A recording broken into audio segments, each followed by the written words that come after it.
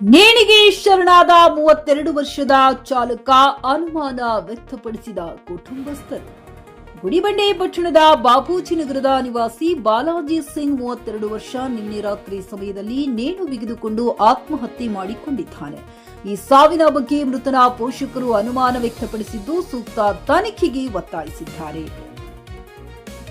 ಮೃತ ಬಾಲಾಜಿ ಸಿಂಗ್ ಚಾಲಕನಾಗಿ ಕೆಲಸ ಮಾಡಿಕೊಂಡು ಜೀವನ ಸಾಗಿಸುತ್ತಿದ್ದ. ಮನೆಯಲ್ಲಿ ಹೆಂಡತಿ, ಮಗು ಹಾಗೂ ತಾಯಿಯೊಂದಿಗೆ ಸಂತೋಷವಾಗಿಯೇ ಇರುತ್ತಿದ್ದನಂತೆ.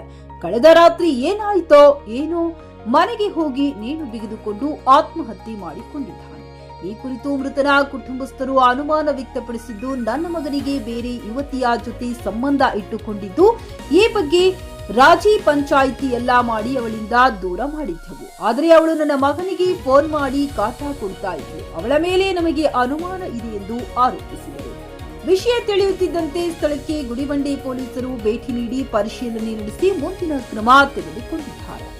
JN Krishnareddy, TV news Kannada, Chikkaballapur. Flat ಖರೀದಿಸುವ ಪ್ಲಾನ್ ಇದ್ದೀರಾ?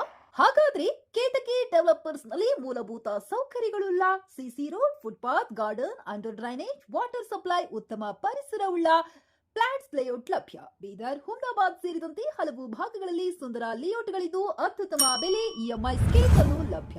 ಹಾಗಿದ್ರೆ ತಡೆಯಾಕೆ? ಹಿಂದೆ ಸಂಪರ್ಕಿಸಿ 7676474747 ಎಂಡಿ ಸಂಗಮೇಶ್ ಚಿದ್ರಿ, ಹುಮ್ನಾಬಾದ್.